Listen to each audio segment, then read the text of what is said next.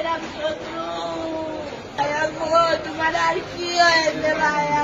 কেউ ওদের বিচার করতে পারছে না। ওরা গেছে গিয়ে আমার মা পিস্তল টাকায় করছে ঘর খালি কর, ঘর খালি কর, পুরাই দেবো, আগুন ধরাই দেবো, তোর বাচ্চা দুটো শেষ করে ফেলবো, বাচ্চা পাবি না, তোর স্বামী পাবি না, বেরোয় যা, এই ঘর আগুন ধরাই দেবো, তোদের বাপের ঘর, এই ঘর। আমার ভাই বেরোইছে কষ্ট। ভাই কি হয়েছে ভাই? ওই কুদরত, ইমন, সাকিব, মোহাম্মদ, হৃদয় আর অনেকজন, ইমনের হাতে পিস্তল, কুদরতের হাতে পিস্তল।